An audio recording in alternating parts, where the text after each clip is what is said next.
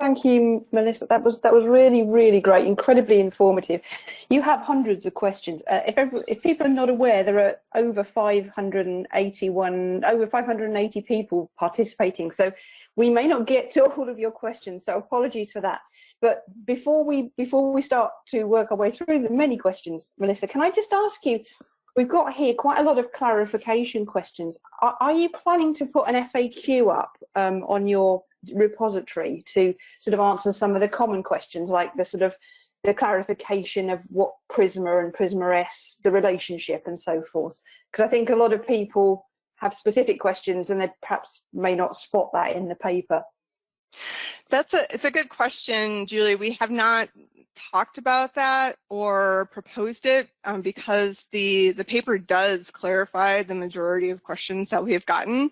So we really do encourage people to actually read the whole thing.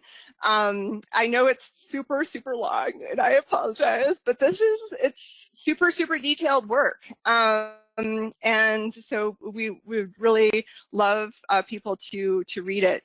That being said, I think there is some room that we could try to make some of that more available. We have been using our PRISMA-S Open Science Framework project site to share out our data, to share out our presentations, and it's possible that we could come up with an FAQ. I would just have to see about wrangling our team together on that one. But again, if there are questions that you have, please feel free to just to reach out and ask those questions on Twitter or contact us via email. We're happy to take any questions as well. Thanks, Melissa. So our first question that I'm just going to send you is the first question that was asked from Teresa Solomons. And I'm putting this in here not just because Teresa was the first one to ask a question, but also because lots of other people than Teresa have asked about multi-database searching. Now, Teresa's got a specific question about the mapping of headings from Medline to Embase and vice versa, I guess. And she's asking about specific studies that have looked into whether this is safe. But a lot of people are asking questions about how you report multi-database searching. So I don't know if you can talk around that a bit more. I absolutely can. So multi-database searching was one of those topics that was extraordinarily contentious and part of developing PRISMA-S. And that's because many of us on the PRISMA-S team are extremely opposed to doing multi-database searching. And so in our original draft guidance, we had put out, we had included some information like, don't do it. And then we got a lot of great feedback from information specialists who are pros at doing this and who have thought through how are the Embase headings done, how are things structured between both of the databases, and they had enough expertise and experience that they had to use, or they were using multi-database searching because it was, otherwise they couldn't do their work, but also because they had that expertise to be able to do it. And so this was a kind of one of the learning experiences I think that we had when we were writing this, is that no, we really wanted this to be a reporting guideline. We did not want this to be a conduct guideline, not saying this is how you do it, but saying that if you're going to choose to do it, and the same frankly is true with using limits or restrictions, that we want to tell you how you will report it. And so when you are doing searches like this, the key thing is that you report what the platform is that you used and what each database is that you used. Then if you did some tricky things to make sure that you were using Embase and Medline subject headings, if you work them together, report that too. I mean, that's great information for readers to be able to understand that you actually knew what you were doing and you wanted to make sure that that was being clarified in your reporting. And it really has not necessarily been that, but really this item is designed for a lot of people who aren't necessarily familiar with the difference between platforms and databases as well. So it's just kind of a nudge that no, there are differences in these things, and please make sure that you're clear about what you did. Do you think that that answered most of the questions about that, Julie, or any expansion necessary? No, I think that's really helpful. And I think what you've said repeatedly, Melissa, is that people can report as much detail as they like in the supplementary material and really explain what happened and what didn't happen. So I think that's the sort of saving grace of this, that, you know, we can all lodge immense amounts of detail if we wish on the repositories. So thank you for that. And please do. I've got yeah, I've got another question here about there's a couple of questions around PRISMA and PRISMA-S, but also a question you might have had already from somebody else somewhere else. Can we still use the old version of PRISMA? I'm not sure if what's being referred to is the whole PRISMA 2009 checklist, or if it's the flow chart or the flow diagram, I should say. Yeah. And I think, you know, the flow diagram, and Julie, you might actually be, you were on this team that helped develop this, so you might be better to answer the specifics of what they were thinking. But when we developed our guidance around reporting the total records, Matt Page, who's the author or the lead author on PRISMA 2020, was part of our team, and we talked back and forth, and I asked, well, should I try and make an example that's using the PRISMA 2020 flowchart? And he basically said, no, don't worry about it. So I think, you know, that template is there to give you guidance, and whichever one works. As far as whether or not you should use the new or the old checklist, you definitely need to use the new one. So for one, just from the literature searching perspective, you don't have to report all of your searches in PRISMA 2009, and you do in PRISMA 2020. So I think PRISMA 2009 is a thing of the past. Let's leave it there. Back when journals didn't have supplementary materials and we didn't have repositories to put stuff in, and let's move forward. Thank you. That's lovely. I've got another question here about there's quite a lot of questions about the fitting together of different schemes. So this question is about, can we use Prospero and PRISMA-S at the same time? This is from Abdul Karim Al-Mazrua. Yeah, can we use Prospero and PRISMA at the same time?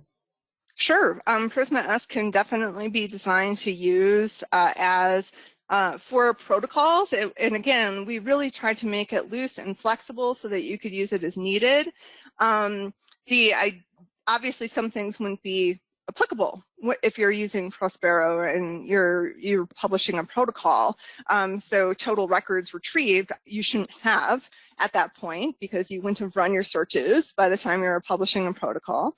But the majority of other things that are in your plan, you know, what information sources are you going to use? What methods are you going to use? What are some initial searches that you might try that you want to get feedback on from people?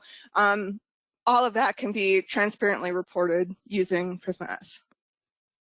Lovely, thank you. The next up is about, I don't know if you have any insights into this question, but if you do, I think certain people will be really grateful. So the question is, do you think that Covidence will update their PRISMA information? I don't know if you've got any information on that. I don't have any insight on that, but I imagine that they would. Because they certainly have been very flexible and responsive in the past, but it's probably not a question I can answer at this time. Okay, thanks for that. A very sort of specific question next from Fernando Diaz Pacifico. Is it enough to inform PubMed, or is it necessary to use Medline for more specificity?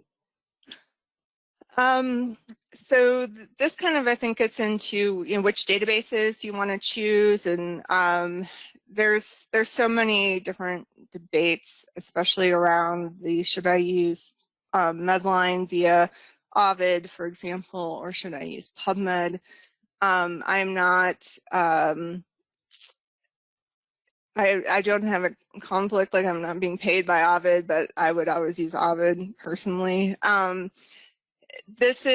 It's some of the bigger platforms like Ovid let you do a lot more. So in terms of proximity searching, There's been some major problems with reproducibility that have been identified in the new version of PubMed. It's just not stable as a system yet. And so I personally usually would recommend that you try and use Ovid. That being said, of course, not everyone has access to that database. And so it's really necessary to use the databases that you have. But of course, another thing is you don't just want to use one database. You want to use multiple databases. And so if you're doing a search in a biomedical topic, you might also want to use Cochrane Trials Register Central. You might want to use Embase. You might want to use any number of different other databases that can really help you answer your question and make sure that when you're doing a search in one, that, you know, if you do a search in another one, maybe you'll pick up something that could have been in both, but your search in one didn't pick it up and your search in the other did. And that's really the beauty and the power of searching multiple databases and why it's really necessary to do so. Thank you. Quite a lot of people are querying Google and Google Scholar and about how to report them, whether the searches are replicable.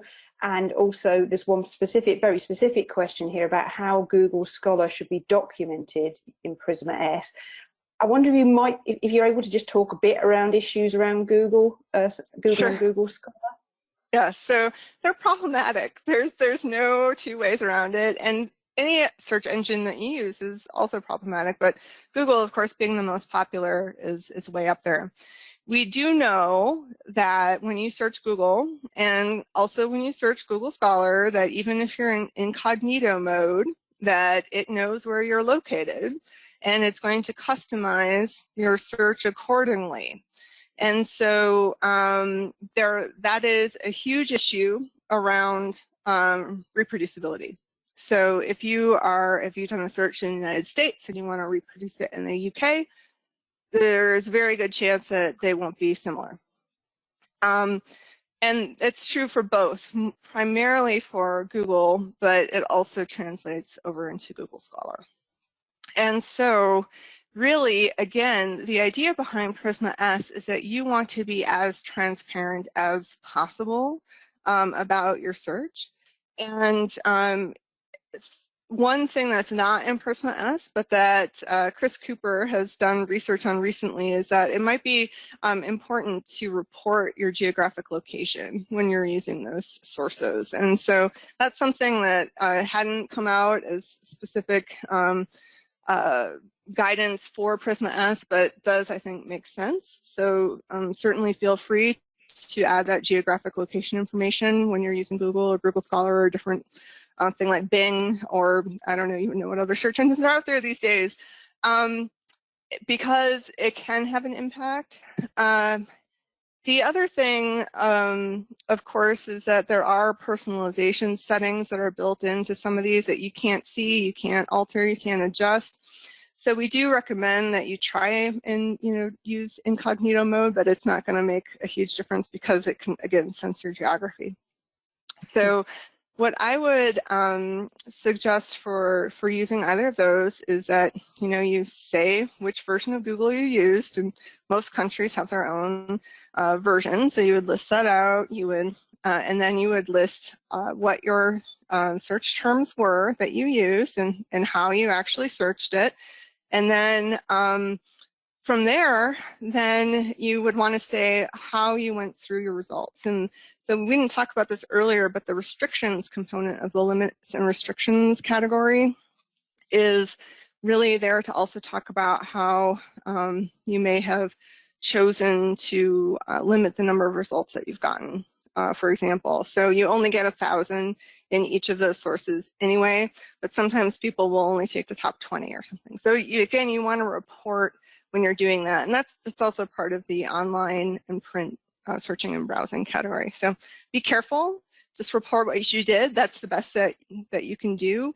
These sources are super important, but unfortunately they are definitely personalized.